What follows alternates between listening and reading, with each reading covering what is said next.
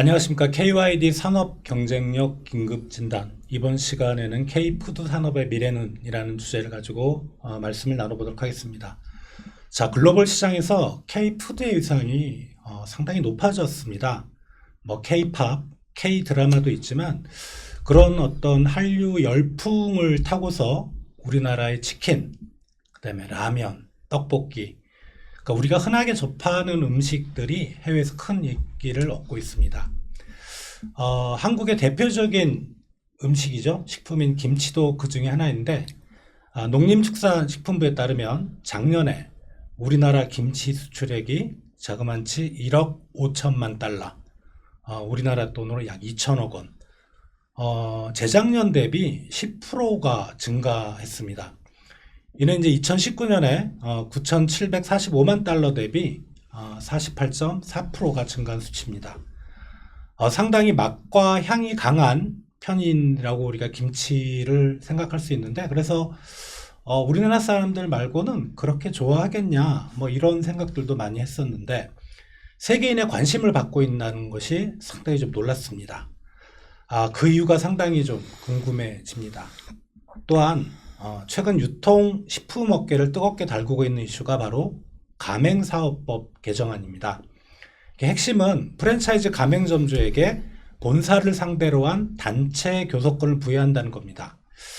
지난달에 야당이 단독으로 이제 국회 본회의에 해부한 이제 법안이긴 한데, 야당과 가맹점주 단체는 가맹점주의 교섭권을 보장해야 한다는 입장이지만, 프랜차이즈 업계와 공정거래위원 등은 점주단체의 협의 요청이 늘어서 본사가 상당히 경영이 힘들어질 것이라 우려를 표하고 있습니다.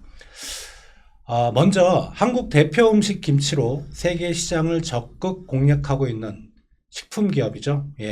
대상의 글로벌 사업 실무자 정창기 대상 식품글로벌 BU GKC 1팀 팀장님을 모시고 K푸드 열풍의 현주소와 앞으로의 대응 방안을 짚어보겠습니다. 이후에는 가맹사업법 개정안의 문제점과 프랜차이즈 본사와 가맹점 간의 해묵은 갈등에 대한 해결 방안을 놓고 이성훈 세종대학교 경영전문대학원 교수님과 이야기해 보겠습니다. 자, 안녕하십니까? 네, 안녕하십니까? 네, 안녕하십니까? 먼저 이제 팀장님, 정창기 팀장님한테 좀 네네. 말씀을 드려볼 건데요. 해외여행을 나가도 요새 일본에 많이 나가시는데, 일본 편의점에 가보면 한국 음식이 되게 많아요. 네, 맞았어요. 이제 나중에 김치 얘기를 좀 하시겠지만, 이 K푸드의 위상이 정말 높아졌다는 생각이 듭니다. 이제 기업의 입장에서 그런 체감하는 변화가 있는지 좀 궁금한 점이 있습니다. 네네. 제가 이 식품기업을 다닌 지 한 20년 됐는데요. 아마 이렇게 큰 변화가 최근에 있었나 싶을 정도입니다. 그 기업 입장에서 본다면 이 글로벌 K푸드의 열풍이 이 한국 식품 수요 정책 기인된 것도 있지만 K푸드가 전 세계적으로 인기가 있고 있는데, 이제 제가 피부로 와닿는 점은 뭐냐면, 저희 해외 우리 경영진들께서 이 글로벌 식품 사업에 대한 관심이 매우 많이 높아졌습니다.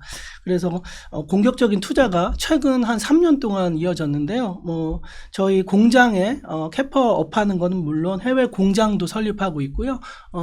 합작 투자나 M&A 같은 것도 지금 활발하게 최근 3년간 이렇게 한 적이 있었나 싶을 정도로 이렇게 저는 체감을 하고 있습니다. 역시 대사그룹이라 그러면 이제 한국 대표 식품인 김치의 세계화를 위해서 전면에서 이제 뛰고 있는데, 김치의 위상이 옛날부터 좋았던 건 아니잖아요, 그죠? 그렇죠. 예. 그러니까 수출 처음에 할 때는 그렇게 우리가 생각하기에는 별 모자랄 없었는데 갑자기 좀 늘어났거든요. 그래서 네네.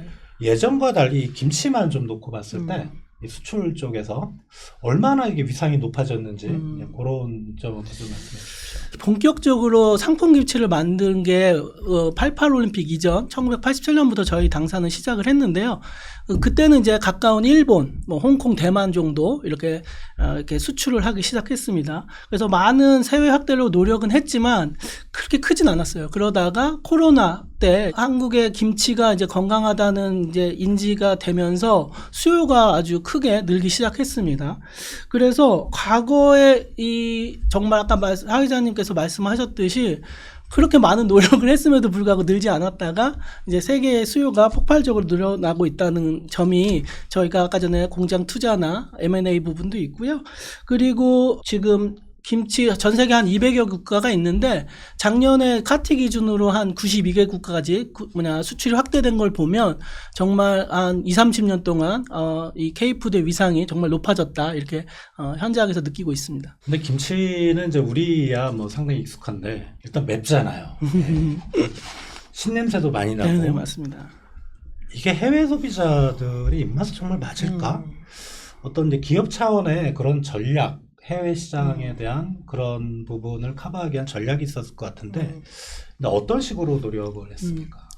예전에는 김치가 이렇게 맵고 그다음에 마늘 향도 불편해하고 이런 부분이 있어서 매운맛을 좀 덜하거나 마늘 향을 좀 줄이는 그런 방법으로 이렇게 수출을 하기 위해서 이렇게 많은 노력을 했었고요. 그다음에 이제 김치가 발효식품이기 때문에 식품 보존성이나 품질 유지하기가 어려워서 그런 쪽으로 포커스를 맞춰서 이렇게 확대를 했는데 최근에는 이제 저희 한국의 위상도 높아지고 김치에 대한 정보나 인식이 높아지고 건강하다는 걸 알다 보니까 김치 본연의 우리 막김치를 필두로 뭐 최근에는 총각김치, 깍두기, 파김치, 뭐 백김치, 그다음에 심지어 갓김치까지도 이렇게 늘어나고 있어서 정말 K푸드의 위상이 정말 대단하다. 그래서 저희는 이런 트렌드를 따라서 좀 해외 소비자들이 좀 더 간편하고 편하게 먹을 수 있도록 소용량이나 패키지가 조금 더 친환경 소재로 해가지고 좀 더 친숙하게 그들에게 다가가려고 노력하고 있습니다. 제가 알기로는 대상이 미국 공장에서 이제 김치를 생산해서 미국 시장에 바로 직수요를 한 게 한 3년 차 정도라고 들었거든요. 맞습니다. 예. 요즘 미국 시장의 반응은 어떻습니까? 미국 시장 처음 진출할 때 이제 코로나 때문에 수요가 늘기 시작을 했는데요. 한국의 김치 생산도 쉽지는 않습니다. 왜냐하면 이제 원재료나 뭐 배추 생산량이 지금 경작지가 계속 줄고 있어서 향후에 이제 미국 시장이 식품 전 세계로 보면 가장 큰 시장인데 과연 한국 생산으로 다 대응할 수 있을까라는 고민을 했었고요. 그래서 2022년에 좀 더 신선하고 빠르게 미국 거대 시장을 공략하기 위해서 22년에 LA 공장을 준공했고요. 지금 우리 이제 저희 회사만의 기술력과 특허받은 유산균을 통해서 뭐 지금 한국 저희 김치가 현지 생산해서 뜨거운 반응을 일으키고 있고요. 뭐 최근에 이제 유명 유튜버들도 저희 김치를 상당히 좋아하는 그런 경향도 저희가 인지하고 있어서 향후에도 계속 성장할 수 있을 것이다 보고 있습니다. 개인적인 궁금인데요. 뭐 편하게 말씀해 주면 미국 공장에 이제 김치 공장을 만들었잖아요. 네.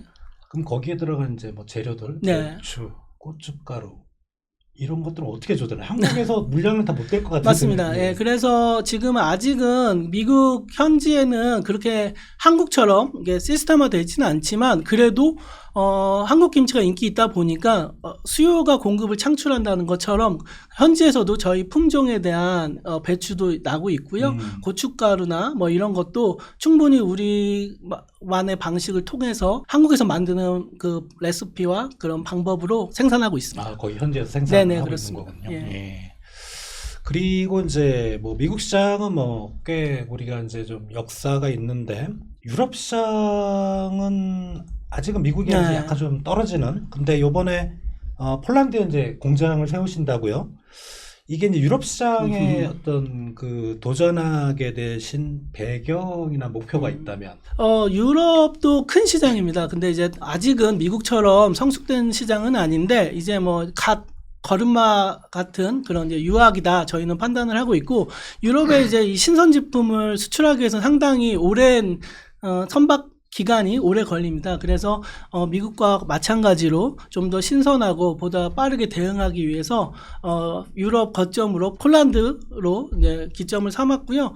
25년 준공을 목표로 저희도 유럽에서 또 한번 김치 붐업 하는데 도움이 되도록 그렇게 계획을 하고 있습니다. 이제 막 김치뿐만 아니라 이제 다양한 K 푸드 품목을 대상그룹이 이제 보유하고 있다는 걸 알고 있는데 김치 말고 그다음에 대타. 네네. 예를 들면 우리 주력 수출을 반도체 다음에 대타 이렇게 찾는 게 뭐 상당히 힘들잖아요. 네네. 그래서 대상이 이제 생각하는 포스트 김치 예, 어떤 품목들이 있을까요? 저희는 이제 식품 종합식품 회사로 다양한 카테고리가 있습니다. 최근에 라면, 삼양이나 농심, 신라면의 큰 매출 다음에 이제 김이라는 그런 식품이 상당히 인기가 있는데요. 저희 회사에서도 수년 전부터 김에 대한 관심을 많이 갖고 투자를 많이 해왔습니다. 그래서 다음 넥스트 김치가 될 수 있는 것은 김이다라고 판단을 하고 있고 저희가 한 수년 전부터 인도네시아나 베트남에 이미 김 공장까지 지어서 생산을 하고 있고요. 인도네시아 같은 경우는 저희 김이 시장 지위가 상당히 높은 편으로 돼 있어서 향후 김 사업을 조금 더 높이려고 노력하고 있고 저희가 이제 순창 브랜드라는 고추장 품목도 있어서 다음 넥스트로는 김, 뭐 K소스의 고추장 뭐 이런 것들을 좀 준비하고 있습니다. 네, 이 K푸드의 열풍이 정말 대단한데 아시아 쪽 얘기를 좀 말씀드리면 일본도 사실 막 경제가 2차 세계대전에 부흥하면서 일본 문화가 이제 확산이 되고 뭐 예를 들어 뭐 사무라이, 뭐 가전제품의 소니 그리고 이제 일본 식품의 대표적인 게 스시잖아요. 그러니까 스시 같은 게 유행하다가 이게 또 뭐 좀 지나니까 이제 뭐 또 중국 쪽이 뜨고 그 다음에는 우리나라에 이제 김치가 이제 뭐 김치를 대표하는 우리 K푸드가 막 떴었는데 이게 그냥 돌고 도는 게 아닌가. 그냥 지금의 어떤 뭐랄까 붐이 뭐 몇 년 후에는 그냥 가라앉는 게 아닌가. 이런 이제 의구심을 가지신 분들이 많아요. 그래서 이거는 이제 어떻게 보시는지 기업 차원에서만 좀 국한해서 네네. 우리가 이제 과연 뭐 대상을 비롯해서 K푸드 수출하는 기업들이 많잖아요. 이 기업들이 과연 어떤 노력을 해야 될까? 예, 그런 부분을 좀 말씀해 주시죠. 네네. K푸드가 향후에 얼마나 갈지 이제 의구심을 가지신다고 이제 사회자님께서 말씀하셨는데 작년에 저희 한국 식품 규모가 약 15조 원 정도 됩니다. 전 세계 식품 시장 규모가 한 1경 정도 되는데요. 1경이라 하면 1조의 10,000배 정도 됩니다. 그래서 저희 수출 규모를 비중으로 보면 0.0001%밖에 안 됩니다. 이제 막 태동하기 시작했다라고 보시면 될 것 같고요. 향후 이제 풍파는 있겠지만 이제 시작이 됐기 때문에 K푸드 열풍은 계속 이어갈 거라고 좀 긍정적으로 바라보고 있고요. 기업 입장에서 보면 이 식품 산업이 자체가 후방 효과, 고용 효과나 이런 자국의 산업을 이렇게 부흥하는 데 큰 역할을 하고 있음에도 불구하고 수익이 좀 낮다 보니까 투자하거나 이렇게 하기에는 이익률이 좀 좋지 않은 편입니다. 그래서 정부에서는 어떻게 보면 이 원재료에 대한 안정성, 수급 이런 부분을 조금 많이 좀 지원을 해 주시고 또 뿐만 아니라 저희가 열심히 한 것도 있지만 한국의 브랜드 위상이 높아지면 한국 K푸드는 점점 더 많이 확대될 수 있기 때문에 이렇게 정부도 기업도 같이 함께 병행한다면 K푸드는 이제 막 태동하고 있기 때문에 향후 아주 미래가 밝다 이렇게 저는 생각하고 있습니다. 네, 이제 현업에 계시니까 이게 이제 아무래도 뭐 꼭 식품 산업에만 국한되는 얘기는 아닌데 뭐 우리 다른 주력 수출 산업들도 어떤 제도, 세제 이런 측면에서 좀 애로를 표하시는 분들이 꽤 많아요. 그래서 그런 어떤 정부 수출을 좀 더 이걸 만약에 좀 풀어주면 이런 규제나 이런 걸 풀어주면 좀 더 수출을 많이 할 수 있는데 그런 거는 좀 없습니까? 최근에도 있었던 일인데요. 네. 저희가 이제 유럽에는 이제 규제가 점점 강화되고 있습니다. 수출에 대한 진입 장벽이 높아지고 있는데 이거를 이제 기업 차원에서 풀기에는 상당히 시간이 오래 걸리고 하기 때문에 정부에서는 FTA나 네. 뭐 WTO나 뭐 여러 가지 전 세계 권역에 이렇게 여러 가지 통합적인 활동을 하고 있는데 수입 그런 성분에 대한 이슈나 이런 것들을 좀 제거해 주면 기업에서 좀 더 빠르게 능동적으로 대응할 수 있겠다 이렇게 생각하고 있습니다. 다음에는 이제 최근 논란이 되고 있는 가맹사업법에 대해서 좀 말씀을 나눠보도록 하겠습니다. 저도 이제 막연하게만 알고 있습니다. 이 가맹사업법이 최근에 좀 논란이 되고 있다는데 가맹사업법 개정안 이게 어떤 내용인지 좀 설명을 부탁드리겠습니다. 이 가맹사업법이라는 것이 그 프랜차이즈 가맹본부와 가맹본사라고 하죠. 가맹본사와 가맹점 간의 그런 그 여러 가지 이제 거래 조건들을 법적으로 명시한 법이고, 처음 이 법이 제정된 게 2002년도입니다. 2002년도에 제정이 돼서 그 이후에 지속적으로 이제 개정을 거쳐서 지금 현재 가맹점 사업자 단체를 법제화하겠다. 즉 가맹점 사업자들이 모임을 결성해서 공정거래위원회에 등록을 하면, 자, 그러면 법적 단체가 되고, 그런 법적 단체가 가맹본부에게 협상을 요청을 하면 가맹본부는 의무적으로 그 협상에 응해야 된다. 만약에 협상에 응하지 않게 되면 여러 가지 이제는 그 제재를 받게 되는, 자, 그런 법률 개정안이라고 볼 수 있습니다. 말씀하신 가맹점주들에게 쉽게 말하면 이제 뭐 치킨집 하시는 사장님이 이제 프랜차이즈를 하시는데 원래 이제 그 프랜차이즈 하는 본사에다가 협상권을 이제 모여서 한다는 거잖아요. 이게 표면적으로만 보면 좀 긍정적인 측면도 있지 않을까? 왜냐하면 최근에 사회적으로 좀 이슈가 됐던 부분들도 있거든요. 그러니까 본점이 너무 가맹점주들에게 너무 좀 박하게 대한 뭐 그런 정도 있었고, 협상권을 부여한다는 그런 거에 대해서 이제 전문가 입장에서 해당 개정안의 가장 큰 문제점은 뭐라고 생각하십니까? 비즈니스라는 게 서로 그 거래를 하는 것이고, 거래는 그 협상과 그 협상을 통해서 그 계약으로 완성이 되거든요. 자, 그렇다면 프랜차이즈도 가맹본사와 가맹점이 그 계약을 한다는 거죠. 계약을 통해서 비즈니스, 즉 상사거래거든요.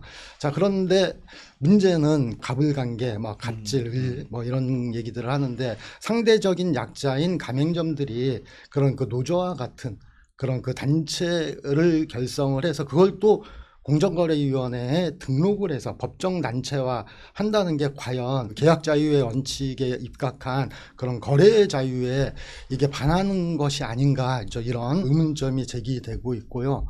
그 가맹점 사업자 단체가 지금도 있긴 있습니다. 그 좀 뭐 중대형 프랜차이즈 기업을 중심으로 해서 상생 경영을 위해서 자율적으로 하고 있는데, 자, 이런 부분들을 또 뭐 법적으로 강제한다, 그 자율성을 좀 침해하고 경직된 그 일종의 노사관계처럼 경직된 그런 그 비즈니스 관계를 만들 그런 우려가 있다, 이런 취지에서 좀 우려를 많이 하고 있습니다. 이게 이제 꼭 프랜차이즈 업 쪽에서만 해당되는 문제는 아닌데, 요새는 이제 복수 노조라 그래서 많은 기업들이 이제 노조가 여러 개 있는 기업들이 있는데, 이게 좀 우려가 되는 게, 옛날에 이제 노조가 하나 있으면은 한 번에 협상하고 끝나는데 이게 여러 번 해야 되고요. 또 이게 프랜차이즈 업종에 이 이슈로 들어가면 단체가 하나만 있으리라는 보장이 없거든요. 그러니까 여러 개 또 복수 단체가 생기면 가맹본부는 건건이 다 협상을 해야 되고 정작 중요한 일을 못할 수 있다는 주장이 있습니다. 개정안에는 아마 제가 없는 걸로 아는데, 만약에 협의단체가 만들어진다면 이 단일화, 하나로 한다, 이런 제도적 장치가 필요하다고 보십니까? 노조 같은 경우도 복수 노조가 있죠. 근데 복수 노조가 있는데, 협상 같은 경우는 그 단일 협상 이런 부분들을 좀 강조하고 있죠. 그래서 좀 자료를 제가 찾아봤더니 그런 헌재에서 노동조합과 관련된 그런 그 판결이 있었더라고요. 자, 근데 그 내용을 보면은 노동조합, 그 복수의 노동조합끼리 서로 경쟁을 하면 오히려 그런 조합원들, 즉 노동자들의 권리가 침해받을 우려가 있다. 그래서 즉 그 단일 협상, 단일안을 통해서 협상하는 게 오히려 노동자들의 권리 확보에 더 도움이 된다라는 그런 취지의 판결이 좀 있었던 것 같고요. 자, 설령 그 프랜차이즈 산업에서 그런 그 가맹점 사업자 단체가 제도화된다고 하더라도 무수히 많은 그런 그 가맹점 사업자 단체가 한 브랜드 내에서 생긴다면, 자, 그러면은 이게 행정력의 낭비가 일단은 그 우려스럽고요. 지속적으로 계속 협상을 해야 돼요. 그리고 조합, 즉 그 단체별로 속한 그런 그 가맹점들에게 그런 그 차별화된 그런 그 계약 조건이 제시가 된다면, 이건 거꾸로 가맹점 사업자 단체, 가맹점들의 그런 불이익으로 끼칠 영향이 있다라는 거죠. 그래서 이런 그 가맹점 사업자 단체, 지금도 물론 자율적으로 행하고 있지만 가맹점 사업자 단체가 복수로 이렇게 결성이 되고 이것을 그런 그 개별적으로 다 협상을 한다면 여러 가지 그 협상의 행정력 낭비, 그 다음에 가맹점의 차별화되는 조건들, 자, 이런 부분들의 우려스러운 점들이 발생되지 않을까 그렇게 예측을 할 수가 있겠죠. 이제 개정안이 뭐 제출은 됐지만 이제 아마 통과를 이제 못했던 것 같고 그러다 보니까 이제 공정위도 좀 먼저 움직였던 것 같아요. 이 개정안이 그대로 통과되면 이제 그 가맹본부하고 그 다음에 프랜차이즈 점주 사이의 갈등이 심화돼서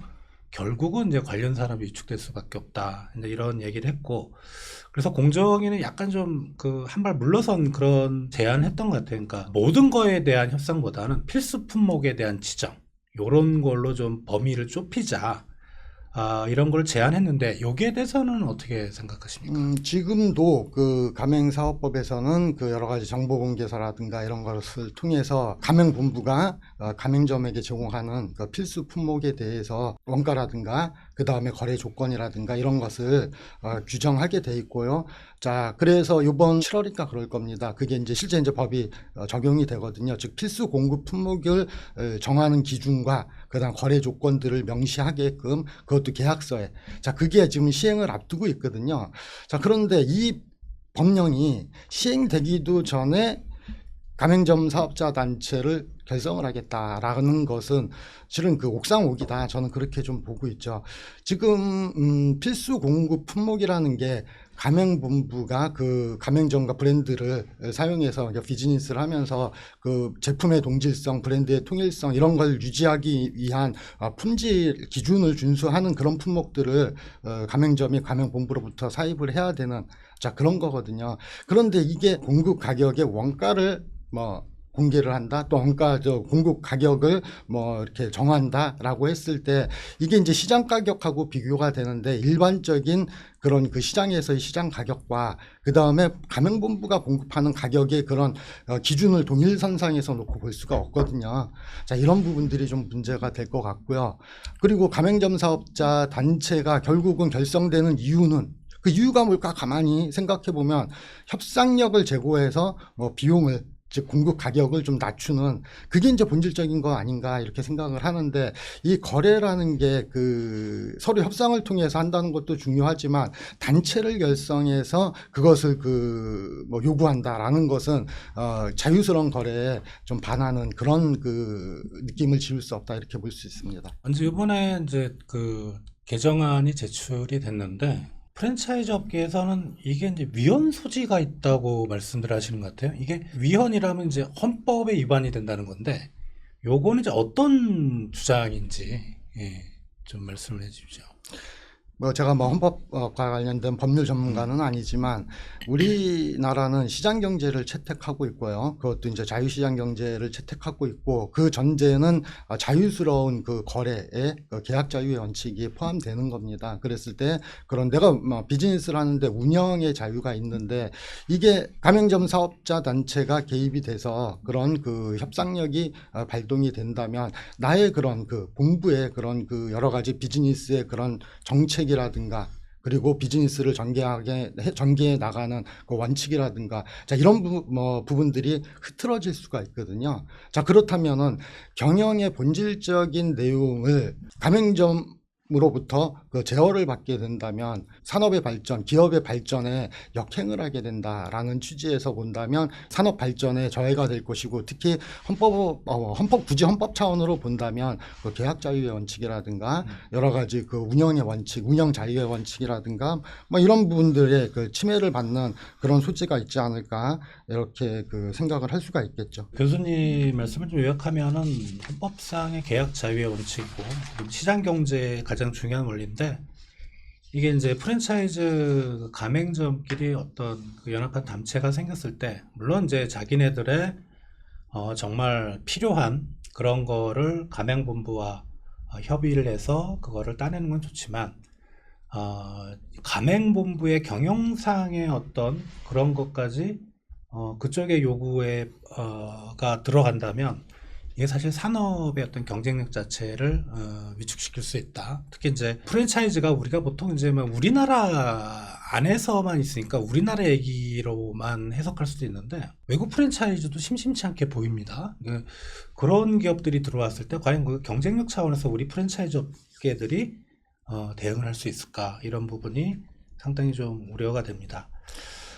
그리고 이제 아까 이제 시행령 7월 말씀하셨는데 여기 이제 가맹본부와의 협의 횟수, 주제 이런 쪽에서 프랜차이즈 업계가 요 시행령에도 좀 우려하는 부분이 있는 것 같아요. 그래서 그런 부작용을 우려하는 부분을 막기 위한 장치가 있으면 된다 이런 의견도 있는데 이제 어떻게 생각하십니까? 뭐 지금 그 가맹점 사업자 단체와 관련돼서 여러 가지 부작용들을 예측을 할 수 있고, 자 그런 부작용들을 좀 이렇게 줄이기 위해서는 이 법이 뭐 통과가 된다는 전제 하에서, 자 그렇다면은 그런 그 가맹본부와 협상할 수 있는 그런 협상력이 있는 그런 가맹점 단체가 복수로 결성이 되는데, 대표 가장 그 인원이 많은 대표 가맹점 사업자 단체와 협상을 한다거나, 아니면은 그 가맹점 사업자 단체 간의 단일화를 통해서 협상을 한다거나, 뭐 이런 그 장치가 좀 필요할 것 같고요.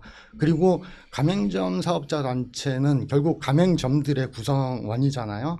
자, 그랬을 때 그런 누가 가맹점 사업자 단체의 구성원인지를 확인하는 확인 절차도 좀 필요할 것이다라고 이렇게 봅니다. 왜냐하면은 그 가맹점 사업자 단체에 구성되는 가맹점들이 복수로 가입할 수도 있는 부분들이거든요. 그러면은 외견상 가맹점 사업자 단체의 숫자가 나오지만 그 부풀려진 그런 가맹점 사업자 단체가 되지 않을까라는 우려가 있을 것이고요. 그래서 이런 제도적인 장치가 좀 마련돼야 되지 않을까 이렇게 싶습니다. 가맹사업법 개정안을 찬성하는 쪽에서도 이제 점주들이 본사에 협의를 요청해도 거부한다. 이런 사례가 많다면서 이거를 이제 제도화를 좀 요구하고 있습니다. 이건 어떻게 보면 이제 가맹사업법 개정안 국회에 제출됐던 그런 얘기인데, 이런 점주들이 계속 목소리를 내고 있는데 사실 이게 뭐 아주 타당하지 않은 목소리는 아닌 것 같아요. 일부 그런 사례도 있고. 자, 이거를 이제 뭐 말씀하셨던 그런 부분들 다 포함해서 문제 제기가 꾸준히 나오고 있는데 뭐 해결할 다른 방안은 없을까요? 네. 협상이라는 게 그 자율적 협상이 제일 중요하고요. 이런 그 협상을 강제한다라고 봤을 때, 법적으로 강제한다라고 봤을 때 그게 제대로 된 협상이 되겠는가라는 좀 의문점들이 있죠.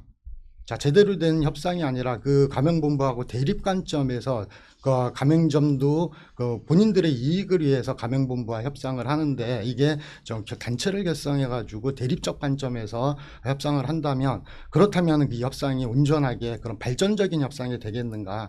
자, 이런 우려가 있는데, 노조와 노동자 같은 그 관점에서 보면 안 된다는 얘기죠. 물론 가맹점 사업자도 그 노동자성이 인정된다라는 뭐 이런 얘기도 있고 하는데, 그런 연구도 있긴 합니다.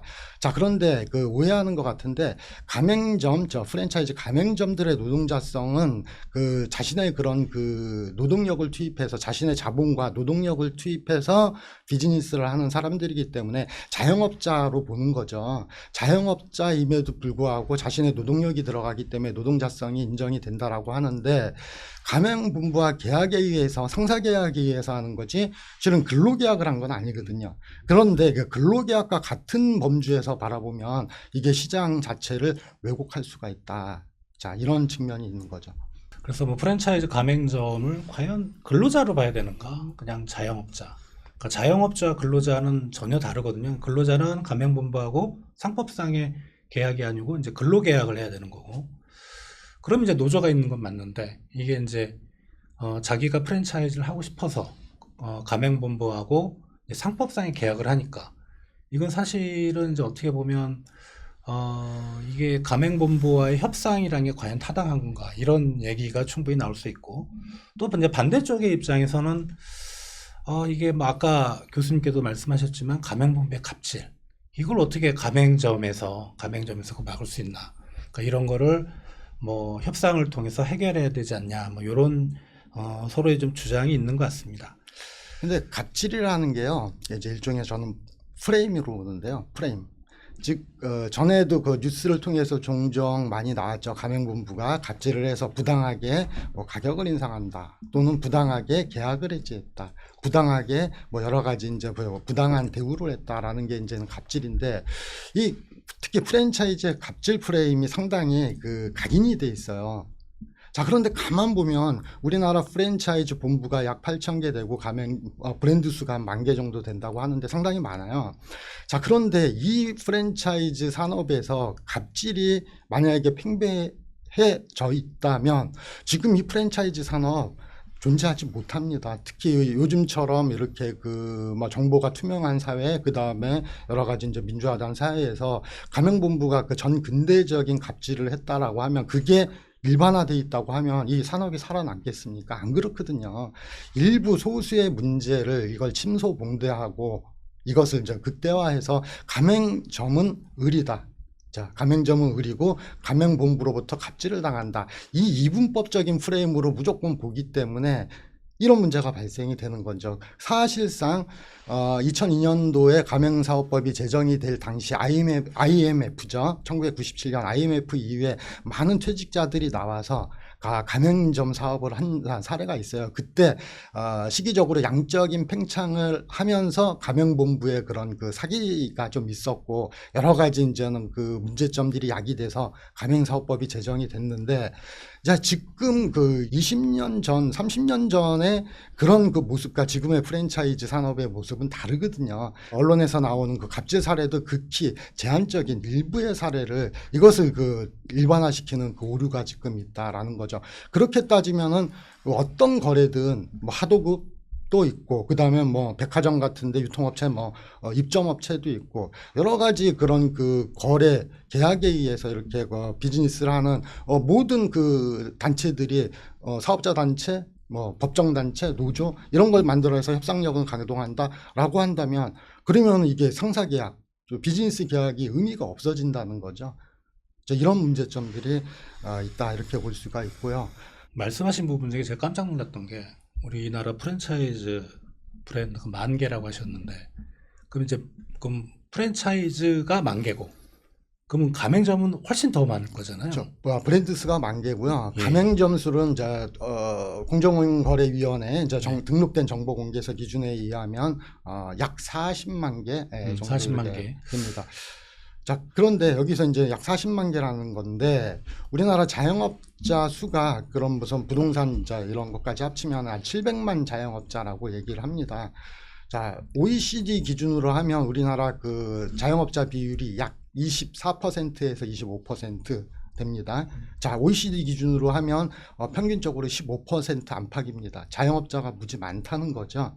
자, 자영업자가 많다는 것은 우리나라 전체 그런 그 GDP 기준으로 봤을 때 실은 그 과당 경쟁을 할 수밖에 없어요. 예, 맞습니다. 예. 총 수요는 제한돼 있는데 수많은 그 자영업자들이 나와서 시장에 나와서 경쟁을 하다 보니까 문제는 뭐예요? 자생력이 떨어진다는 거죠. 그러다 보니까는 그 프랜차이즈 가맹점 같은 경우는 일반 독립된 자영업자보다는 그나마 좀 이제는 그 가맹본부의 지원을 통해서 이렇게 생존율이 좀 높다라는 그 통계도 있고요. 자, 그런데 이런 가맹점도 거기에 포함돼서 가맹점이 가맹본부의 갑질로 인해서 그런 여러 가지 피해를 보고 있다라는 프레임으로 본다면 우리나라 프랜차이즈 산업 존재 자체가 무의미해지고 그 다음에 이런 전체 자영업 시장을 왜곡할 가능성도 있다 이렇게 보는데 자, 자영업자가 많다는 의미는 우리나라가 고용 문제부터 시작이 되거든요. 고용이 안 되니까 나와서 자영업을 하는 거고 자영업자가 과당이다 보니까는 과당 경쟁을 하다 보니까는 왜요? 한계 기업이 계속 노출이 되는 거거든요. 자, 이 문제는 프랜차이즈 가맹점도 포함해서 이것은 국가적인 문제지 이걸 프랜차이즈 본부를 규제를 한다고 해서 가맹점이 수익성이 개선되겠냐 자영업 시장이 활성화될 것이냐 넌센스라는 거죠.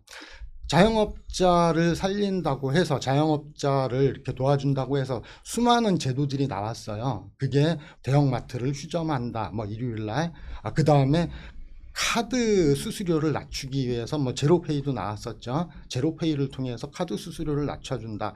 그 다음에 공공배달앱을 통해서 가맹점들뿐만 아니라 그 자영업자들을 이렇게 도와주겠다. 비용을 낮춰주겠다. 근데 지금 내가 몇 가지 예를 든 이 사례들이 대부분 실패했어요. 실패한. 즉 무엇을 규제를 해서 무엇을 살린다라는 것은 넌센스라는 거죠. 지금 대형마트 규제했다고 자영업자 살아나지 않았습니다. 그러면 제로페이 수백억 들여서 예산 들여서 했지만 도입했지만 결국은 실패했다고 봐요. 공공배달앱 각 지방자치단체에서 만들어서 자영업자 도와주겠다고 했지만 지금 철수하고 있어요. 지금 프랜차이즈 규제도 마찬가지죠. 동네 빵집 규제 살려주겠다고 프랜차이즈 빵집 규제했는데 동네 빵집 살아났다는 얘기는 못 들었습니다.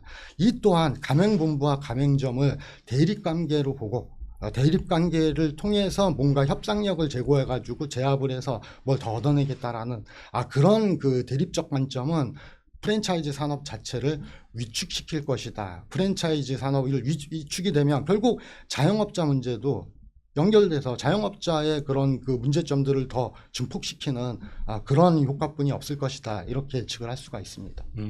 이제 좀 얘기를 잠깐 우리 이제 팀장님한테 제가 그냥 개인적으로 궁금한 건데 김치 하면 네. 중국산 김치도 있고 네. 얘네가 김치 자기 거라고 막 짜증도 나는 거. 또 일본 가서 김치를 먹어보면 달아요. 네, 너무 달아요. 네. 이 중국, 한국, 일본의 김치가 그 나라에 맞게 좀 현지화됐다는 부분도 있는데 세계인의 입맛엔 과연 일본산 김치, 중국에 유통되는 김치, 또 한국의 김치 어떤 쪽이 더 세계 시장에서 이렇게 받아들일 수 있을지 그냥 뭐 편하게 좀 한번 말씀을. 이거 이런 질문에 아주 역사적으로 들어가야 될 것 같은데요. 네. 농업혁명부터 중세의 대항해 시대, 그다음에 산업혁명, 뭐 전쟁 이런 통해서 이제 각 식문화가 이제 전파가 됐지 않습니까?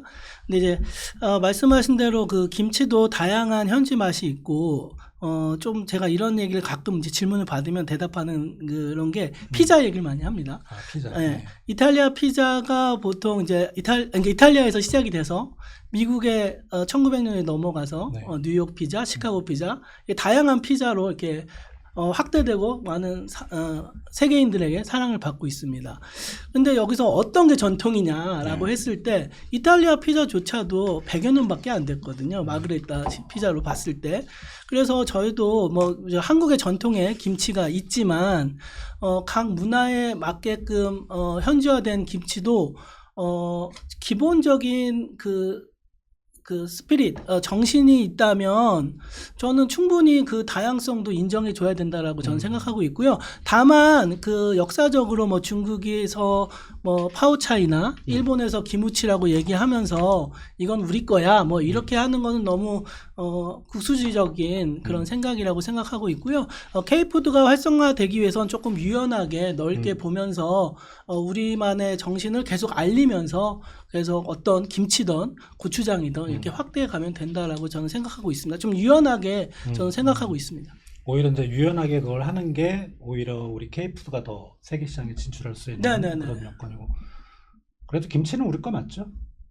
저희가 말하는 김치는 이제 임진왜란 이후에 고춧가루로 2차 숙성까지 해서 또 1900년도에 저희 배추로 이렇게 돼가지고 된 건 저희 김치가 맞고요. 각자 그 절임의 야채 방식이 있는 거니까요. 그렇죠. 네. 전 열린 사고로 좀 바라보고 있습니다. 알겠습니다. 갑자기 김치볶음밥이 생각이 나네요.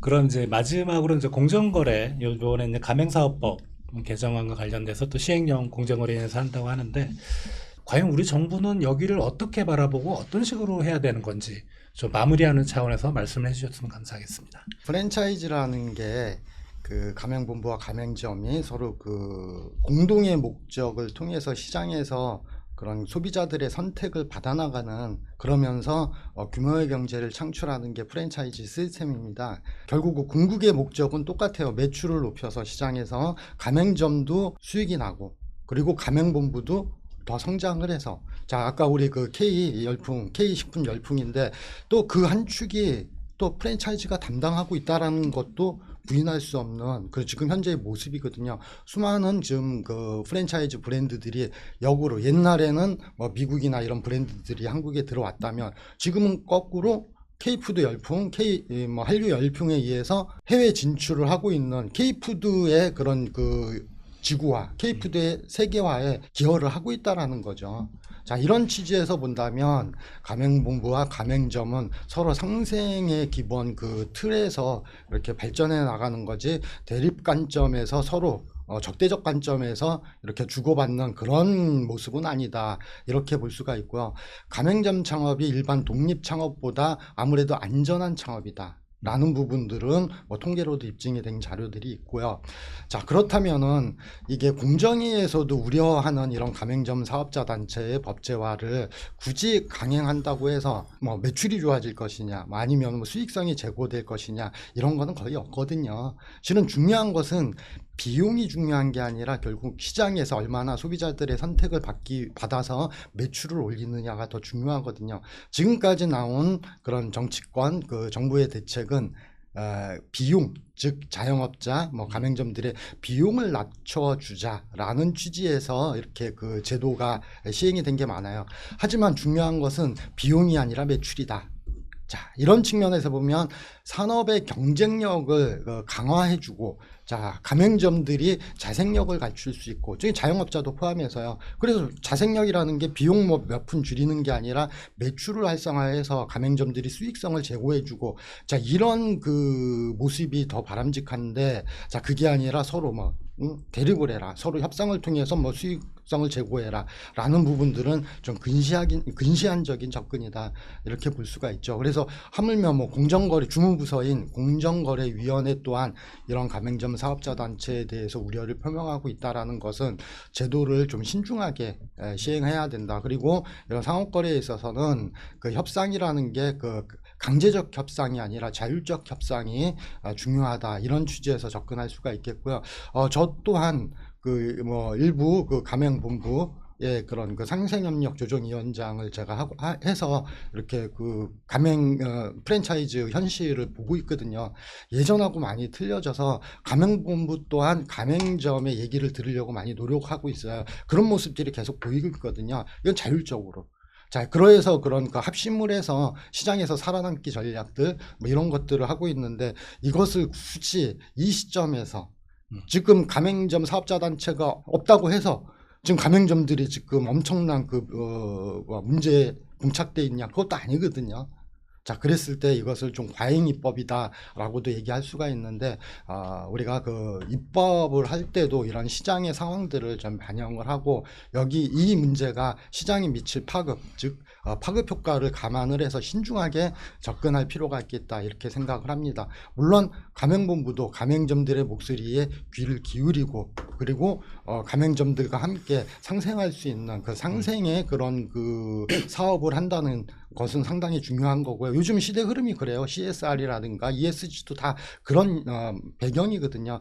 지금 ESG, 그 CSR 이런 그 제도를 실천하는 그런 프랜차이즈 본부도 많이 있습니다. 그래서 이것을 우리가 전체적인 맥락 속에서 이해를 해야지, 특정 부분만 따가지고 가맹점은 의리다, 피해자다, 자, 그래서 협상을 하자, 강제하자, 야, 이런 부분들은 상당히 단기적인 처방이자 시장을 위축시키는, 왜곡시키는 그런 그 처방이 아닌가, 이렇게 생각을 할 수 있습니다. 그래서 신중한 접근이 필요하다, 이렇게 정리할 수 있습니다. 교수님 말씀을 요약하면은 갈등과 대립보다는 자율과 상생을 통해서 모두가 윈윈하고, 그게 결국은 프랜차이즈 산업의 경쟁력을 높이는 핵심이다, 이렇게 말씀해 주셨고요.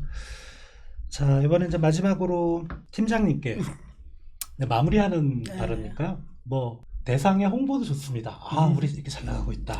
그리고 우리 기업은 이제 앞으로 어떤 목표를 가지고 세계 시장을 공략할 거다. 그리고 뭐 정부의 제도적 얘기는 아까 말씀하셨으니까 이제 국민들도 이런 식으로 우리를 좀 응원하면 좋겠다. 이런 걸 좀 마무리로 말씀해 주십시오. 네, 저도 이제 대상이라는 기업에 20년 이상 근무를 하고 있는데요. 그렇게 보이진 않죠, 외모가.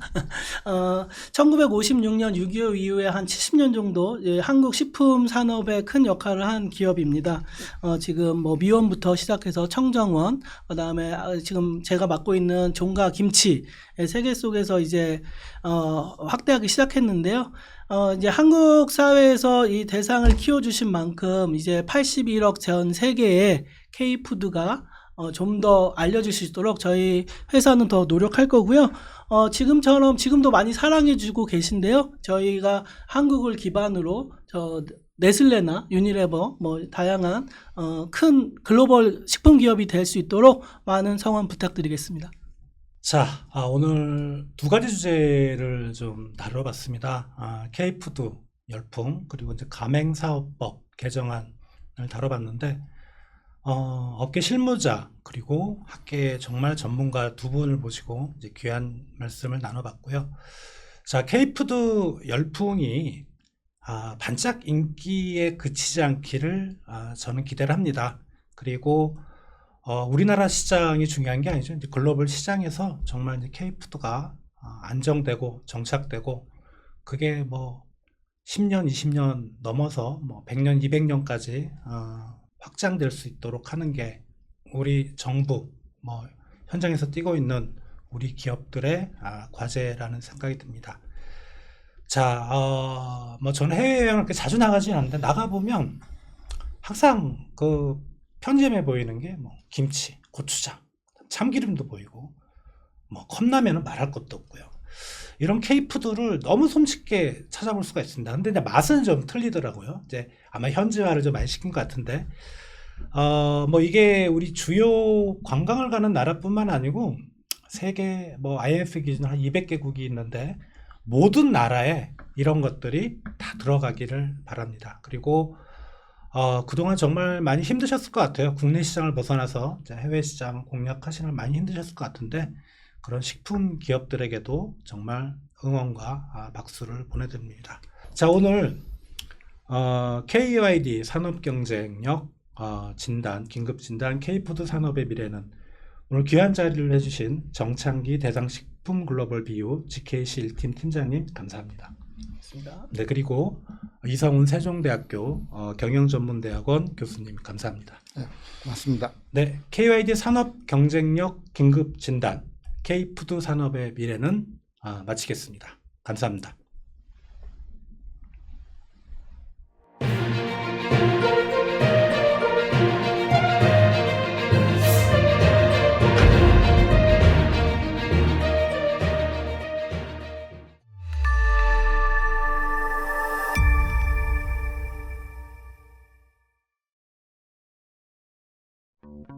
청년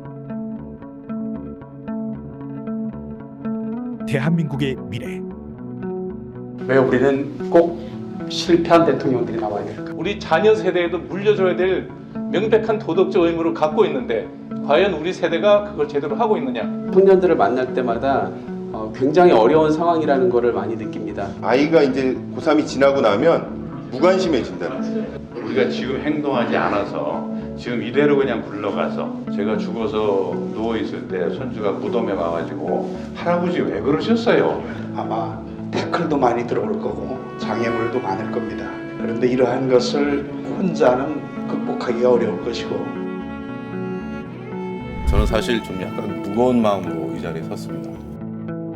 KYD라 하면 코리아 유스들이 대한민국 청년의 꿈, 정치, 경제, 사회, 문화, 대한민국의 각 분야가 과연 미래가 밝은지 라고 질문을 던지면 밝다고 할 사람이 과연 얼마나 있을까.